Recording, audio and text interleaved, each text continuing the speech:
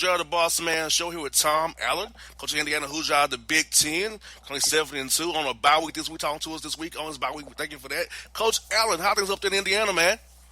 Well, I tell you what, kids are playing really hard. It feels great to be 7-2 for the first time in many, many years, and kids have just bought in. What we're building here, it's been a process. This is year 3 for us, but just really proud of the effort, the toughness, and the grit that our team has shown here this season. You guys kind of hit some of my points I want to talk to you about, Coach.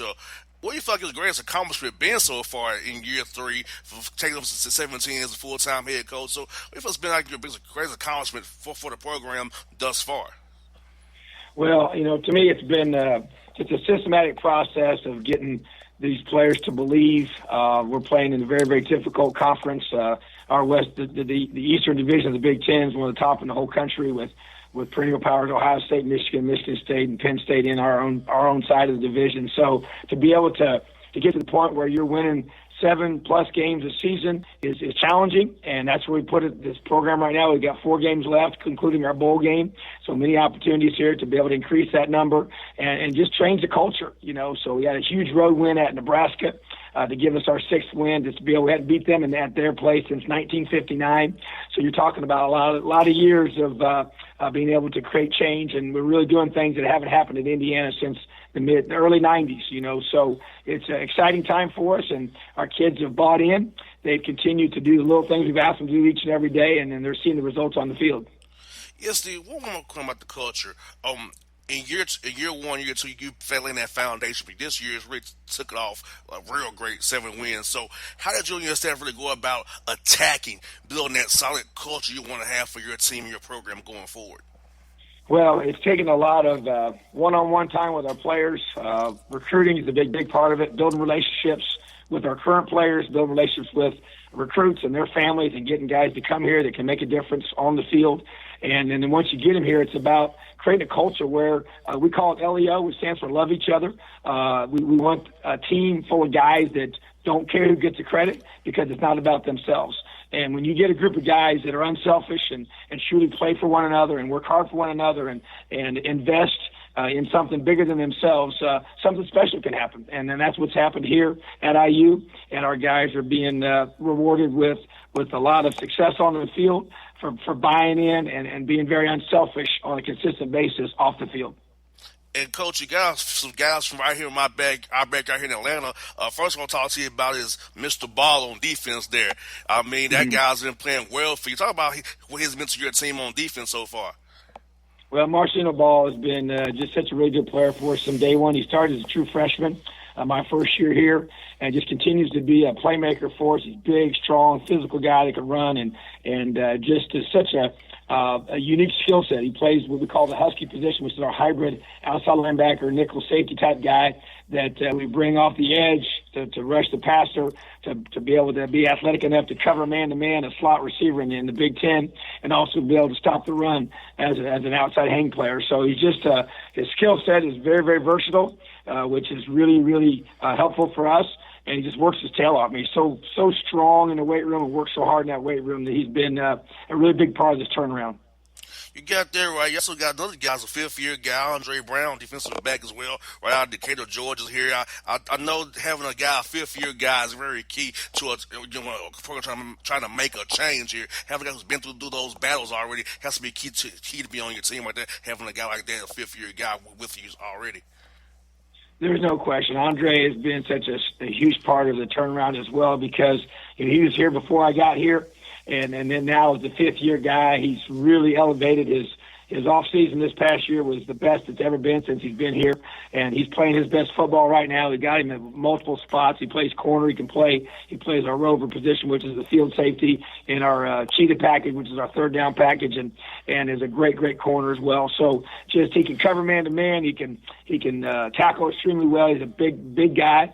200-pound corner, which is very, very important to have in this league with all the big receivers we play against, and his leadership has been really good, and his impact and be able to affect his teammates and his other corners and safeties in the area he beats in is very, very important to us. So really, really proud of Andre Brown and how he's really become a leader on this team. And you got this young guy like Coach Miles Marshall, 6'4" guy, Lilburn, Georgia, right up the road up there in Gwinnett County there, Coach. He's made some plays for you already this year. I can imagine big things for him coming sophomore, junior year for you guys offensively for sure. Oh, there's no doubt. Miles Marshall out of Parkview High School there in Lilburn, as you mentioned, is just, man, we think he's got so much upside. He redshirted as a freshman, which was really good for his development. He's got to play quite a bit this year, already making plays. He's positioned himself to be a really, really good receiver for us here as a sophomore, junior, senior. Like you said, he's got 3 more years left, but very smooth. He's got good length. Got a really good work ethic, comes from a great family, and we're just really proud of Miles and how he's progressed. And like you said, all those guys from your area, man, and we love to recruit the whole Atlanta area, and we got guys out of South Georgia as well. We just they've been a special part of our program, and we love to recruit the South because those guys love to play football, they love to compete, and they've come here and helped Indiana change this program. And you kind of mentioned, Coach, I know a lot of guys from South Georgia, Florida as well. So I'm like, Indiana was in the Big Ten. You're getting great talent down here. And I'm trying to tell young men, Coach, who's lived down here that, hey, there's more than just Georgia and Georgia Tech here. There's schools like Indiana where guys go play it and it's comfortable. And the guys know relationships with the coaches down here already who will help get you in there if you have the right fit for that university head coach. So I try to tell guys all the time, Coach, hey, there's more to it than schools here in Georgia for sure. There's no doubt. You get a chance to play in the Big Ten, one of the top conferences in the country, and get a world-class education. And also, like you said, you got so many guys from South on our team. We have 26 from Florida alone. We've got a whole bunch of guys from Georgia. We got guys from Tennessee and on up into the Carolinas. We just recruit the whole country. We just want to find guys that fit with us, and we're all about relationships. It's about faith and family in our program, and we're doing a great job of building those relationships with the families from the South, and they're able to come here and reach their goals and accomplish great things in the classroom and on the football field. So it's been a really special relationship for us to have down there in your neck of the woods.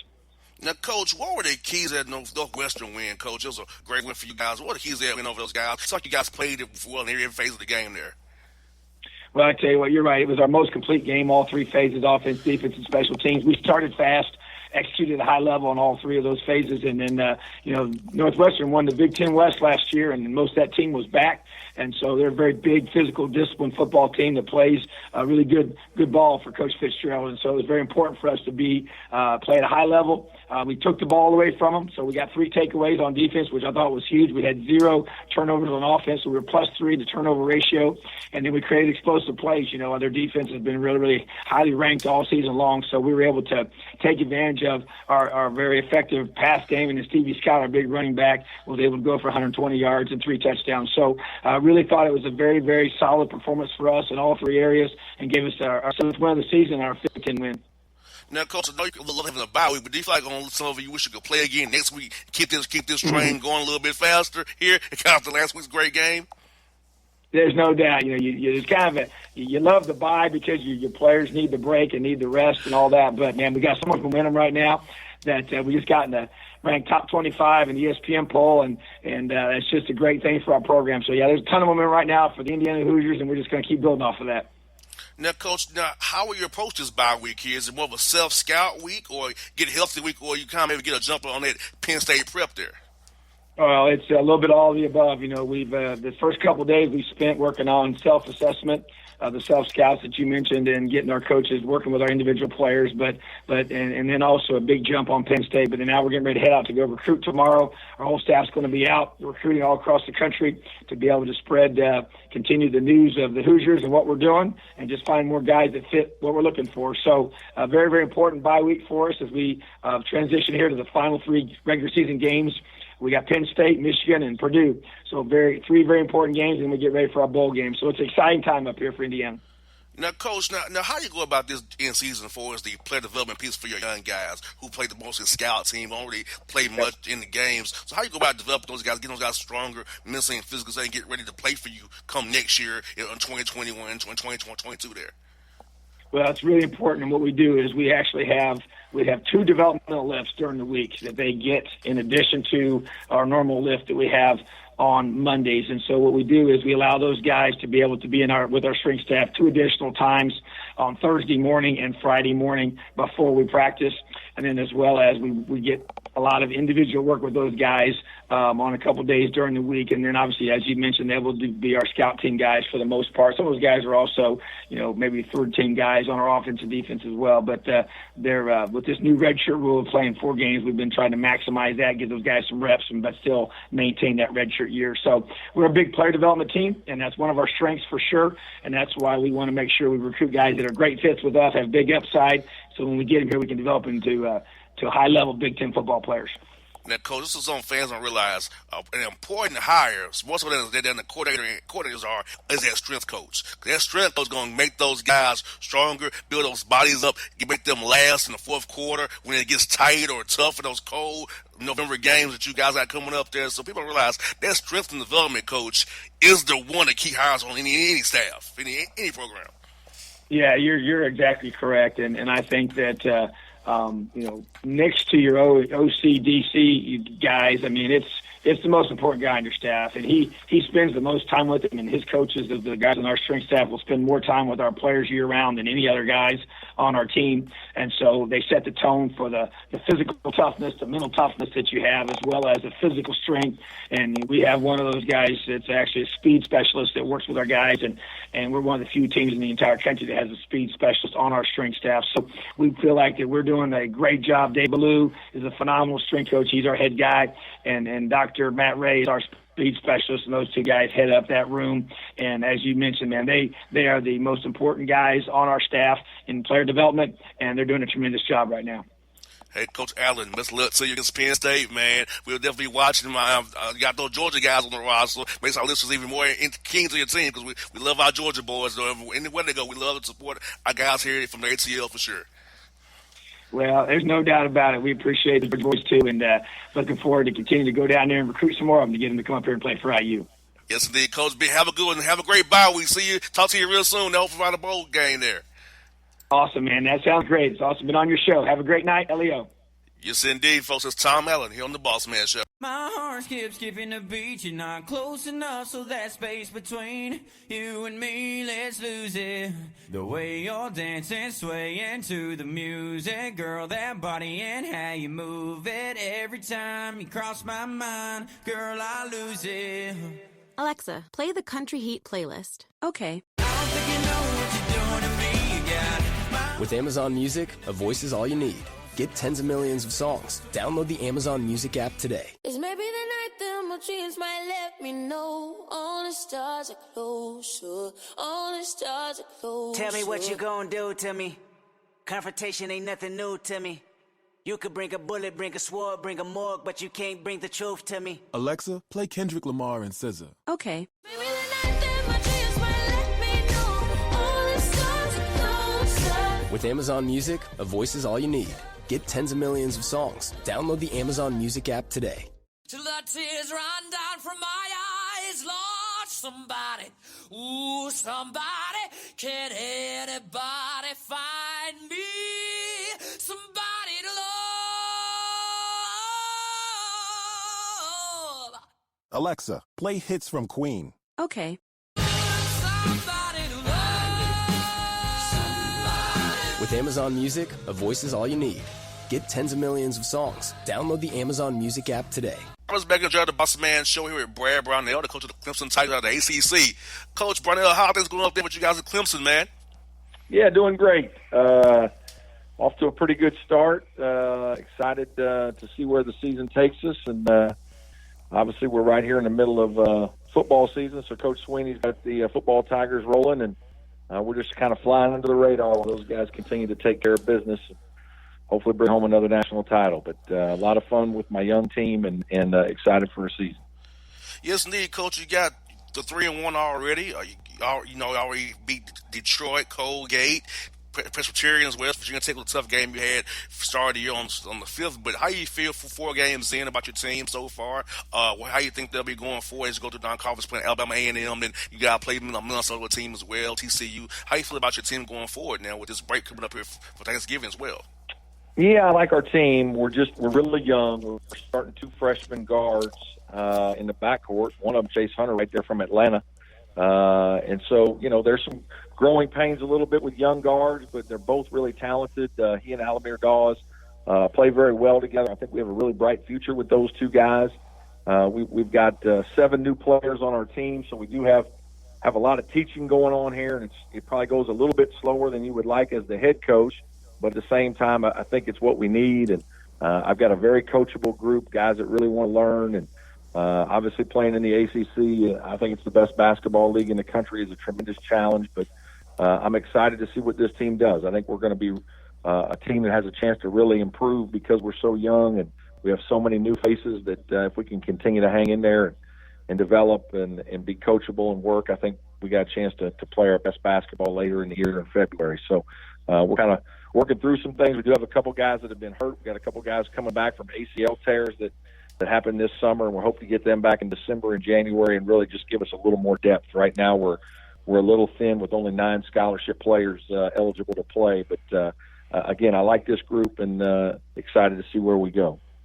Now, Coach, having 7 new guys, how do you go about building that camaraderie with your team, fitting those pieces together, kind of see how it plays out in game action? Because I know you've worked out this summer, you've had preseason practice, but now having game action, you see what combos work together. So how's it been kind of playing chess game to figure out what pieces work best together with 7 new guys on the roster here? Yeah, I think one thing that really helped us is our team got chosen to represent the United States at the World University Games in Italy this summer. And so we went over there for, it was almost 2.5, 3 weeks. And we got to play 6, 7 games. We came back, we won a gold medal. So played really well, won 6 games over there. And that experience, that playing international style, the FIBA basketball was really good to have a few practices together, to be able to play some different combinations and see how guys fit. I thought that really helped. And most importantly, what that trip did was it brought our guys closer together. A bunch of guys from different backgrounds, different places, hadn't been together in one team. And for those guys to spend 3 weeks together, basically living together over in Italy, was an incredible life experience. And I think our guys, because of that, have grown really close and really like one another and have spent a lot of time together. We've tried to build off of that. But, again, I think that's been a real advantage for us, and something that's given us a little bit of a help this start of the season. Coach Barnett, what do you feel like your greatest accomplishment is at Clemson? Been since 2010, and you're leading this program and having this business of coaching. We don't know this. The longevity is rare. How guys get fired every year. Every year the carousel comes. So, what's been the key to your longevity? What has been your greatest accomplishment since you've been at Clemson since 2010? Yeah, well, that's an interesting question. I think, as a young coach, you kind of look for all your big wins and maybe your best season. We 2 years ago we went to the Sweet 16 and won 25 games and had a great year. I think finished third in the ACC and really accomplished a lot. In postseason, we're able to do some things. As much as anything though, as you get to be a little bit older, you're just really proud of your players. And we've had a couple guys that have been able to go to the NBA, several guys that are playing overseas.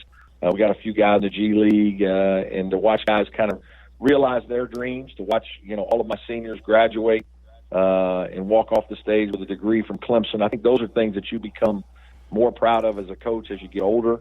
It's not just about winning certain games or, 1 or 2 really good seasons, but, just about how you're impacting the young men that choose to come and play for you. And Clemson's a great place. It's a fantastic school where people really care. We talk about the Clemson family over here a great deal, and it's real.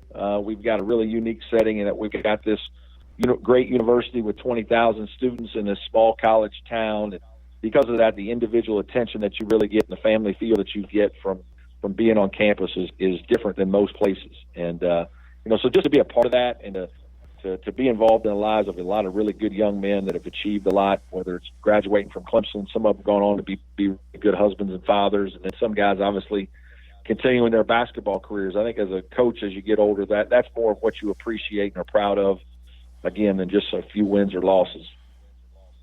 That's what it's all about, because a key word is student athletes. You go to school, you want to leave with that degree, no matter what you do, because we all love our sports, but that's right. Eventually the sport stops, so we have to have something to fall back on. So when I talk to young men myself, I try to tell them, you want to get that degree. That degree sets you up for life. If you have that degree behind your name, you go to a good school like Clemson or Georgia Tech or any of those great schools in the ACC with Syracuse. You have that degree means you can do something with that degree. That just the brand name alone gets you a job if you use it the right way.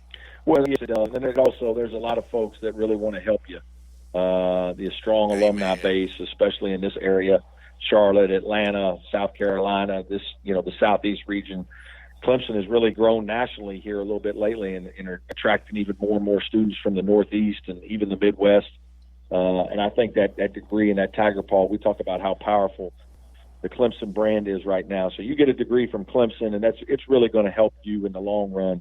There's going to be a lot of folks with Clemson Tiger degrees with you, alumni. They're going to try to help you moving forward. So it's really powerful. It's impactful, and I've seen it change the lives of young men as they've come to Clemson. A lot of them didn't know much about it till they got here, and then they leave with a great sense of pride and family. And I think that's what makes Clemson special.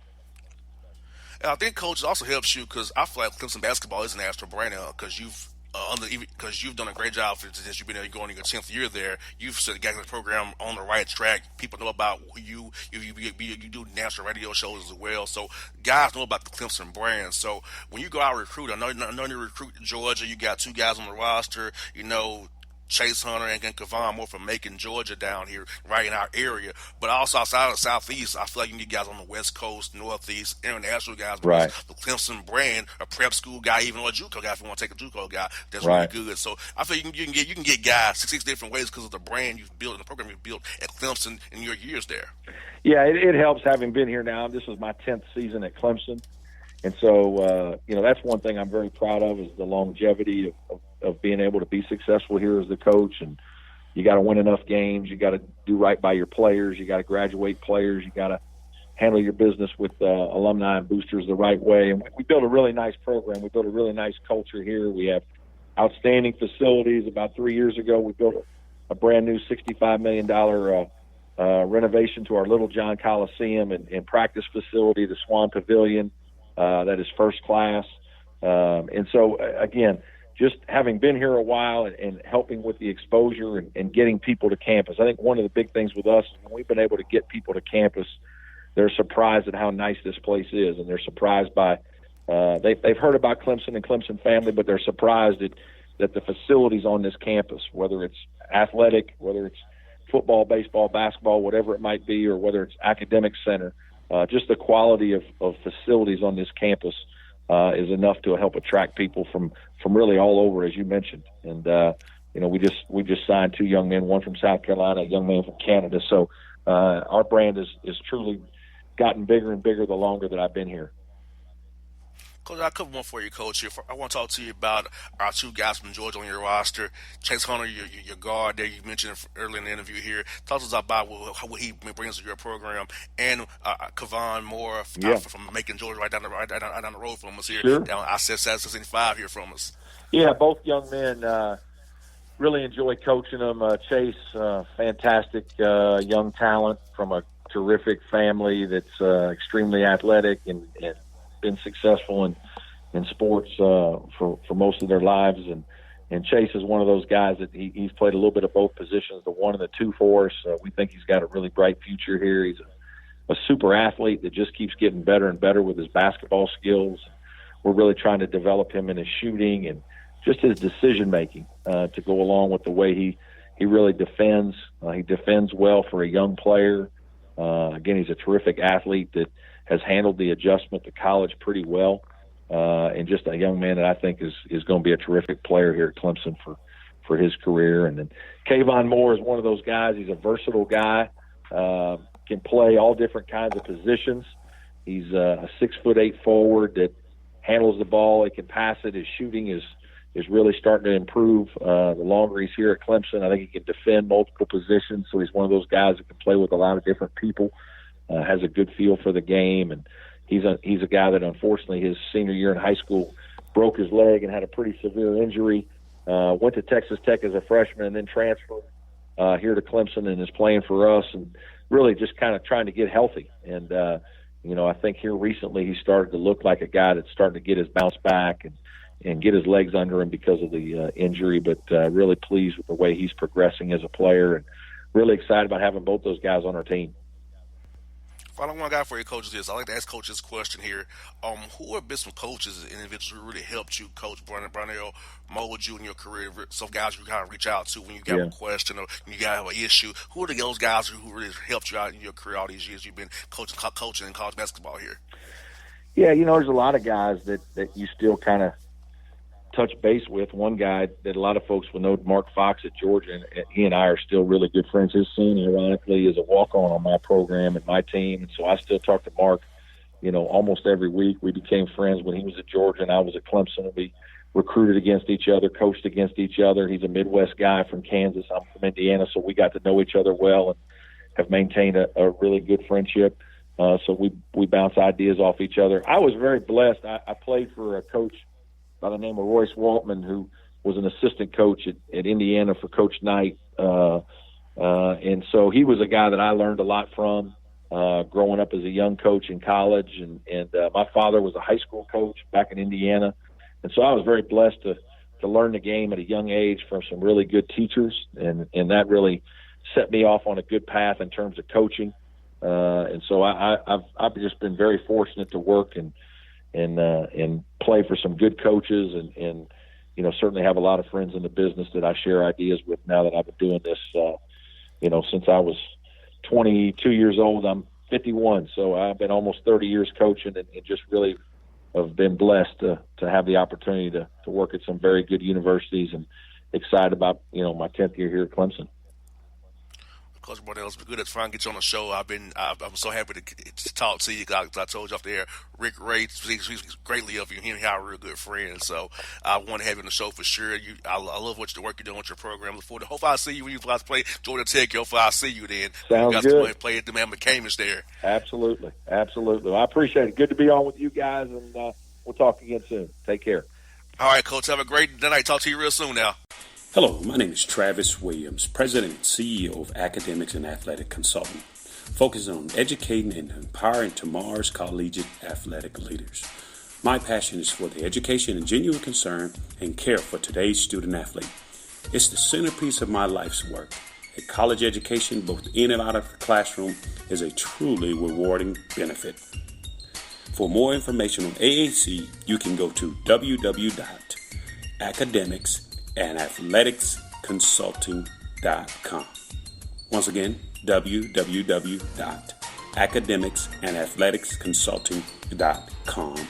Or you can follow me on Facebook at Academics and Athletic Consulting or Twitter at Coach TWill24 or Instagram Travis L. Williams 24. Or you can call me at 404-542-6079. Once again, AAC is very proud to partner with J.R. McHenry of the Bossman Radio Show, covering sports and entertainment across the country. Please tune in weekly for informative, entertaining, and expert analysis on today's sports and entertainment topics. Thank you. All right, let's back on the Bossman Show here with Kevin McGee, the coach of the Campbell Fighting Campbells, here with us on the Bossman Show. Coach, how things over in North Carolina, man? Hey, great to be on. Sorry, Yes. I didn't hear you. Yeah, also how things over in North Carolina today, Coach? How was practice today? Oh. Did you all get a good workout today?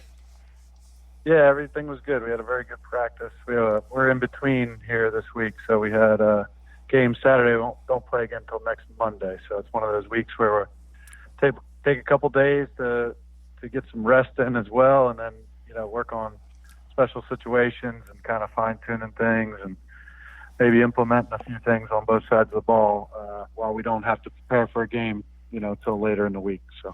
Yes, indeed. Now, Coach, you begin year 7 here, leading the Fighting Camels. What do you feel is your biggest accomplishment since you got the job in 2013 with the program so far?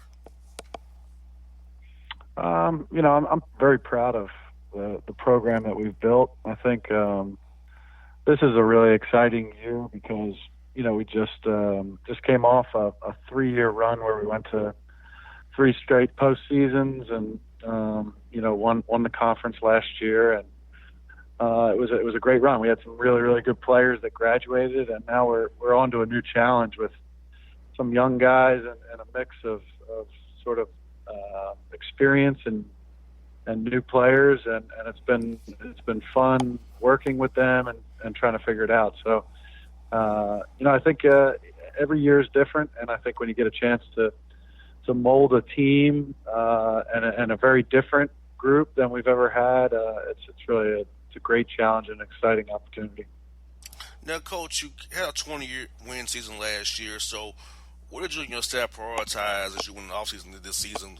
Come off a 20-win season, did you want to maybe get better defensively, offensively, get the young guys a little bit better? So what did y'all kind of prioritize knowing you had a 20-win season last year?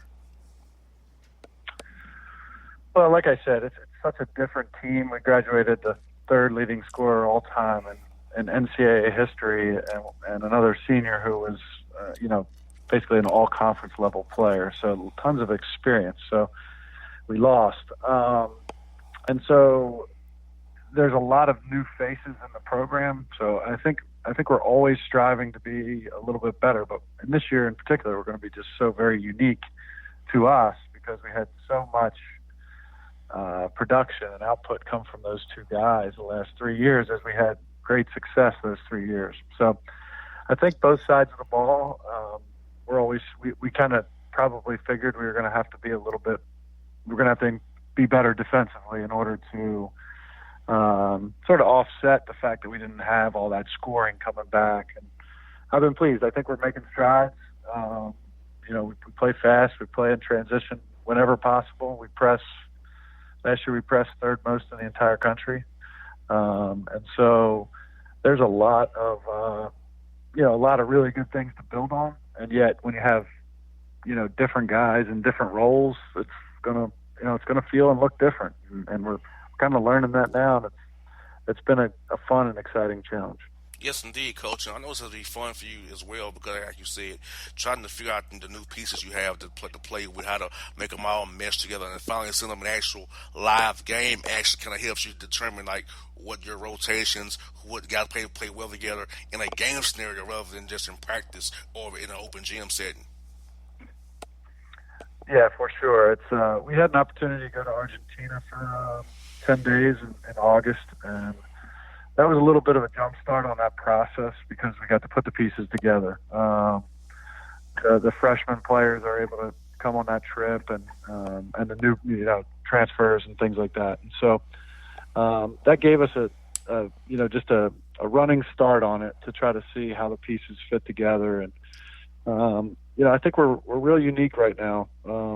We have a very, very deep team, which I've never played this many guys before, and it's kind of a cool thing because the guys are really pulling for each other, celebrating each other's successes, and kind of we're just talking about this mentality of like, you're going to play in 4 or 5 minute stretches, go out there and empty your tank, and then let the next guy do the same. And it's been refreshing, and I'm not sure. I think it's working for us right now, and I'm hoping that we can continue to do it sort of this style. I think we have 10 players that average 10 minutes or more, and we've played 13 players in 3 games and 12 in all 4. So we really are utilizing the bench like nobody does, and it's been really neat.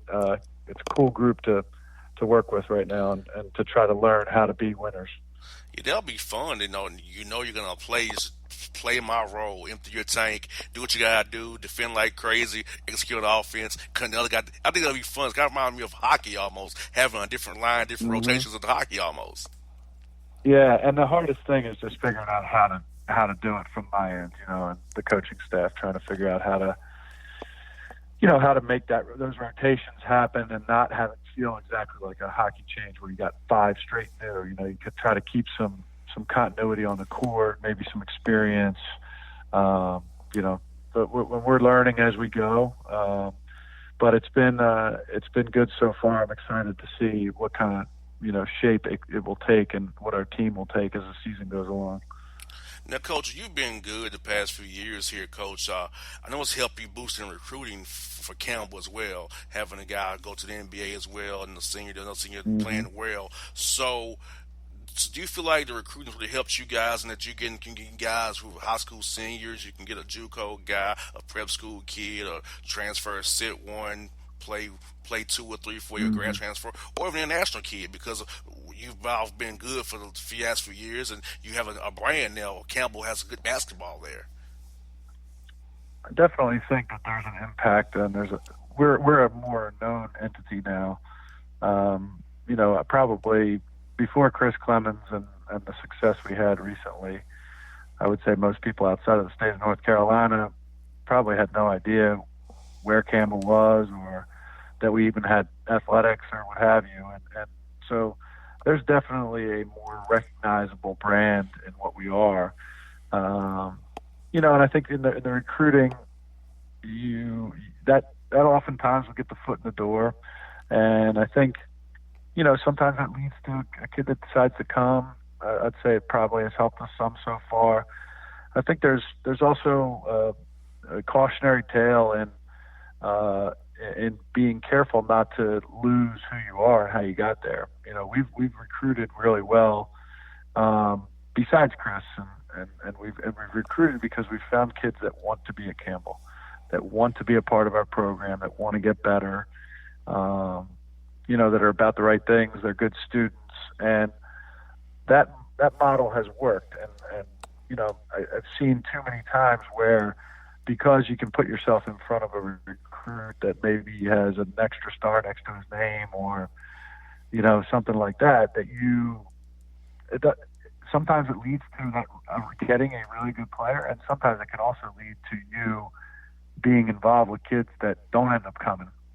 And sometimes you miss on the next round of guys that you should have been on, because you put a lot of energy into that. And so I think you just have to be careful when you go about it to make sure you're staying with your mission and staying with your plan, as far as getting the kids that fit and the kids that want to be there and are going to help you build your program. Because the stars next to the name don't mean all that much in the end. It's about the guys that want to get better and have the ability to get better.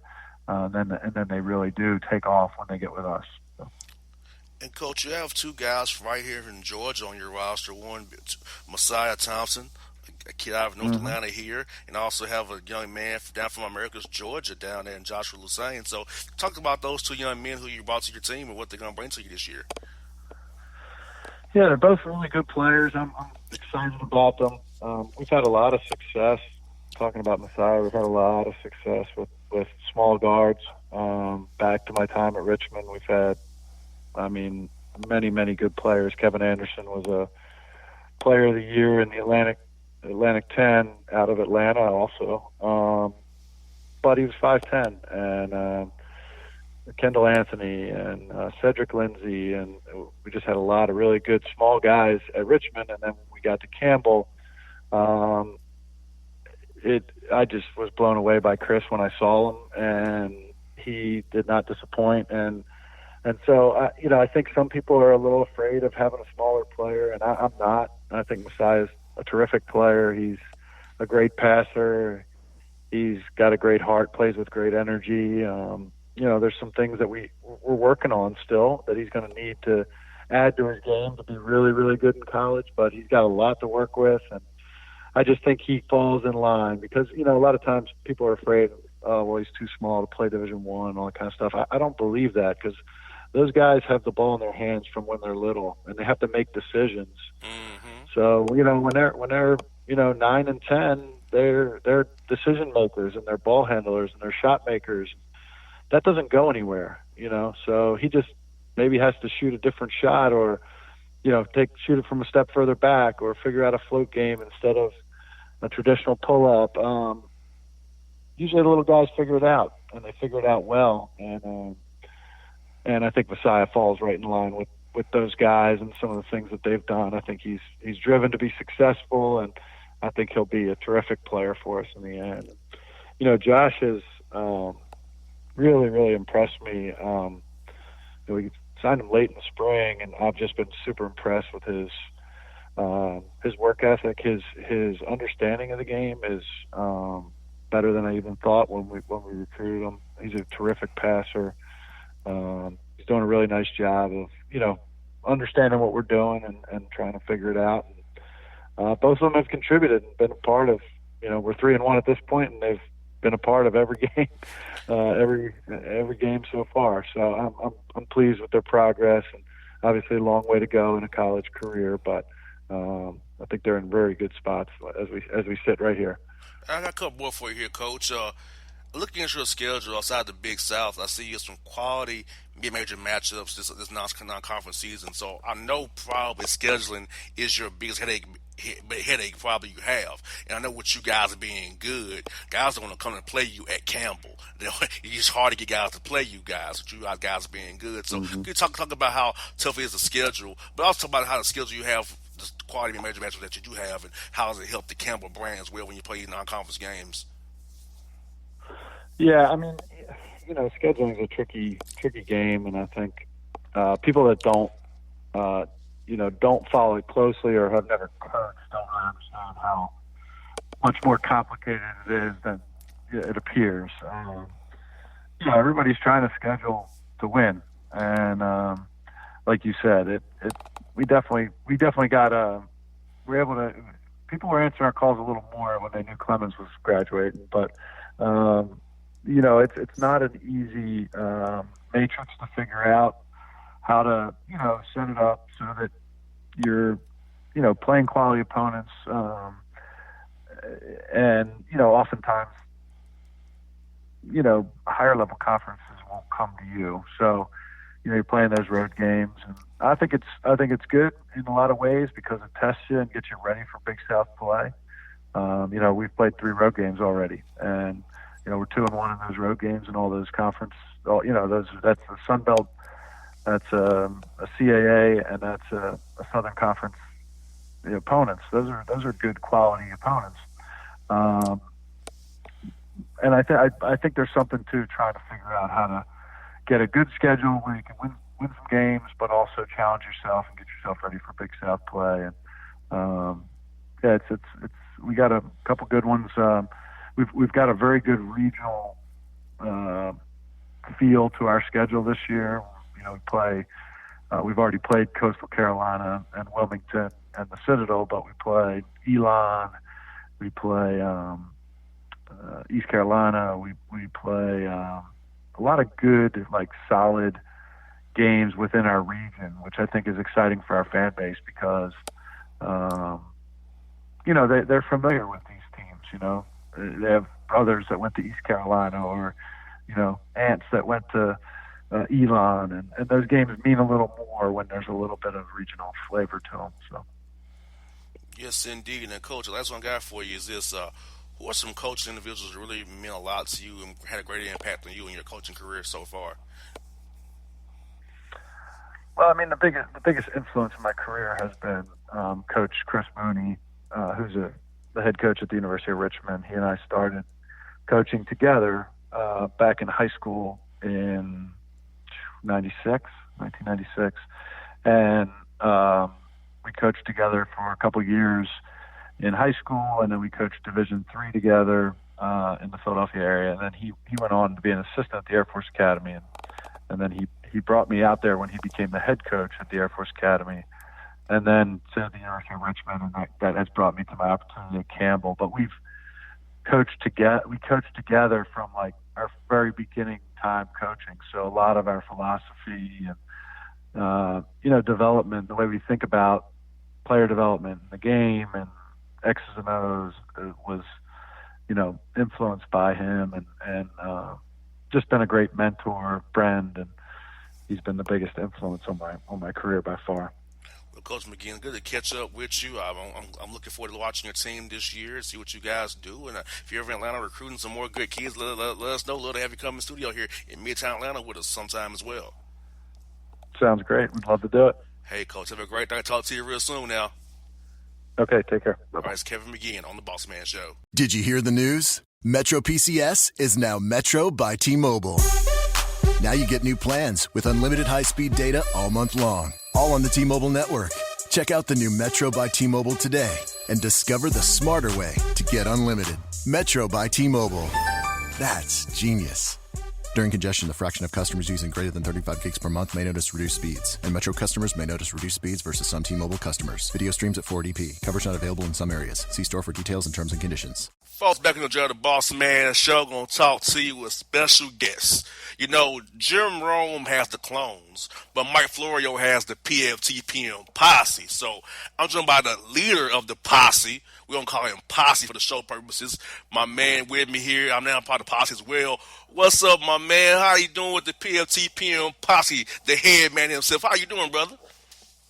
I'm doing great today, JR. I really appreciate you having me on. And, it's Friday afternoon. Just got done submitting all the questions and everything for the PFTPM podcast today, which on Fridays it's a questions-only edition. So finish that up and, looking forward to a weekend. Yes, indeed. Let me ask you this. How did you form the PFTPM posse? How did it all just come about for the posse and with working with Florio and the PFT live crew there? So, it actually happened, kind of by chance. So I've been following Florio on Pro Football Talk since the early 2000s, within the first year or two of him starting. So I've listened to all of the radio shows that he's done on the internet, his PFT Live on NBC Sports, the podcast. So I've been a long-time fan of his and really enjoy the way that he aggregates news.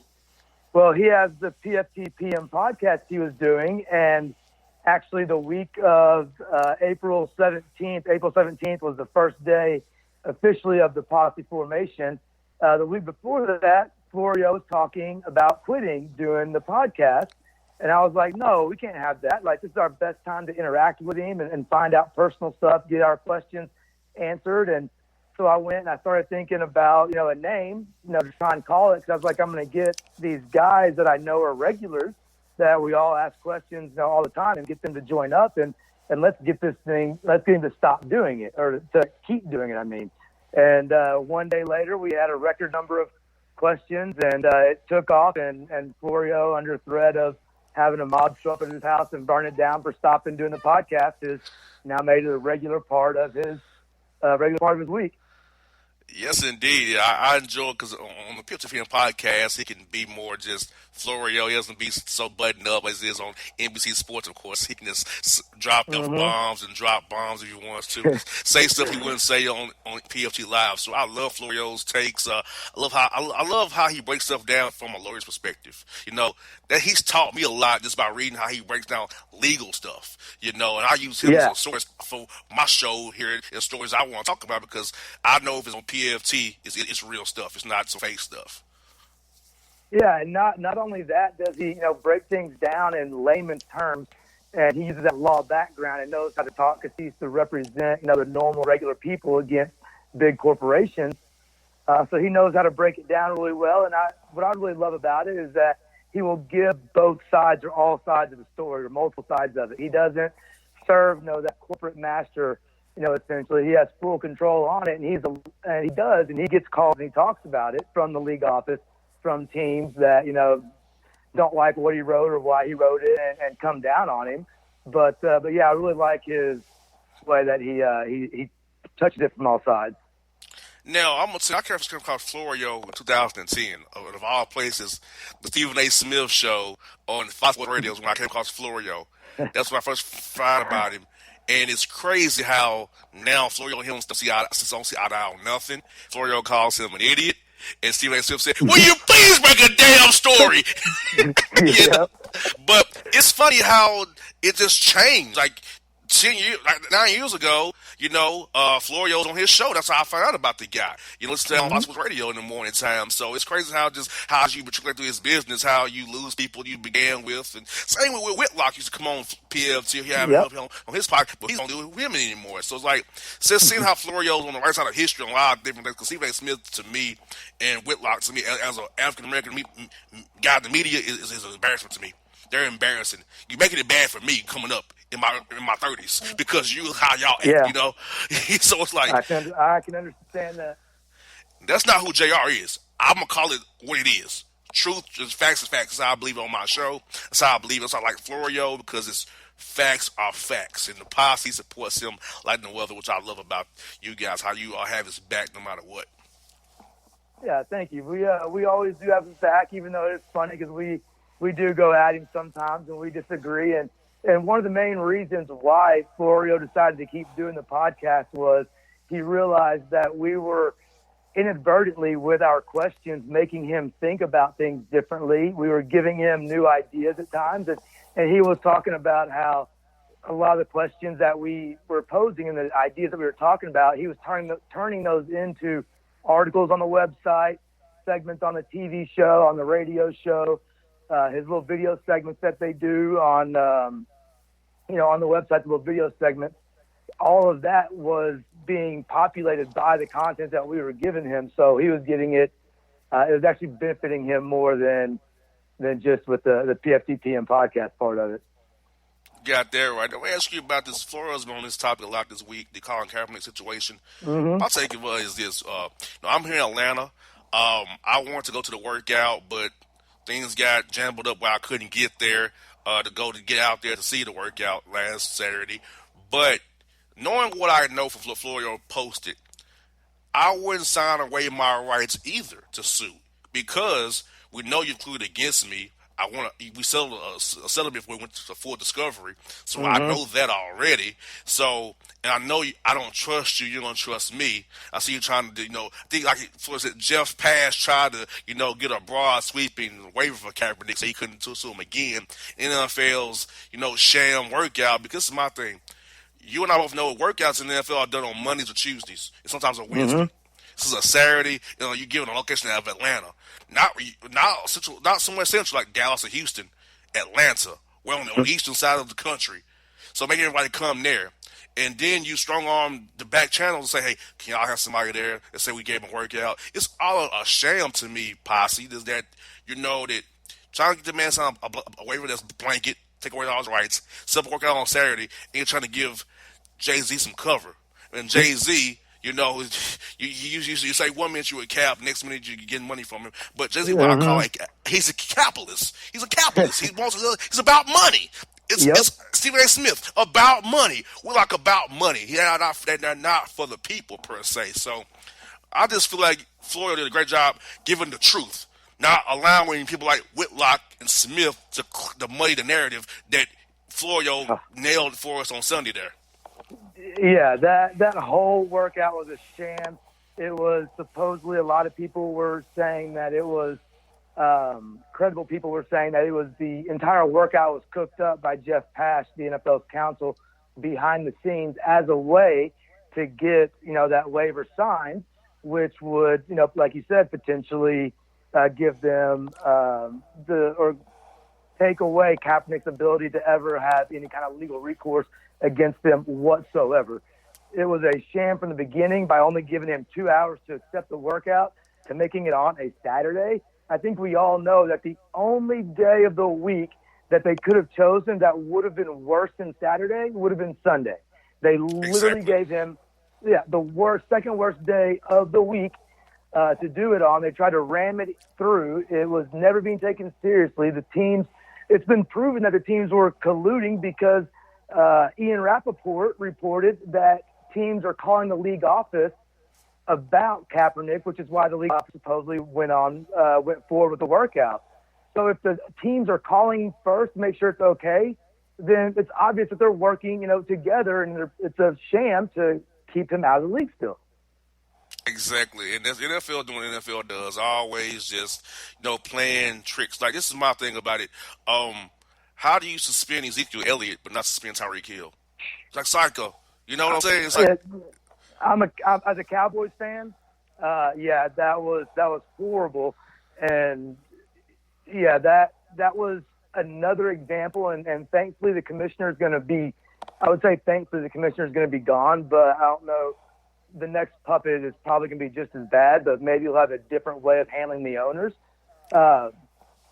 Because it's been shown that the NFL comes to a conclusion at 345 Park Avenue, and then they work backwards, only admitting or finding the evidence that fits their narrative or fits their story, a lot of times spending millions of dollars on the sham investigations. We saw it with Bountygate.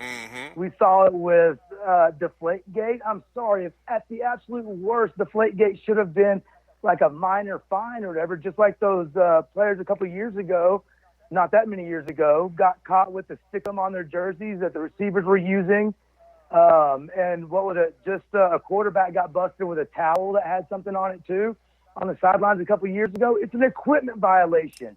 Big deal. The NFL changes every rule in the book to make it advantageous to a quarterback, to make it advantageous to offense and scoring. And you're going to get pissed off over maybe a couple of balls that were deflated. That science proves that balls were deflated in the cold weather outside, and there wasn't the same needle used to test. And Mortensen got involved in a bad way by leaking out factually information from the league office. Yeah, I mean, the commissioners made the NFL front office look, to me, almost as humble and almost as inept as the current government. It's laughable. They try and do. It's hilarious, and I mean, it is a joke.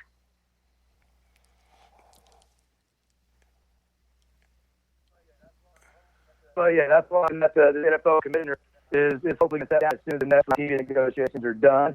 And I'm really hoping that they can install somebody more like the policy boot type that tries to work behind the scenes to get a resolution that's best for everybody, not look good or anything that NFL does for good purposes.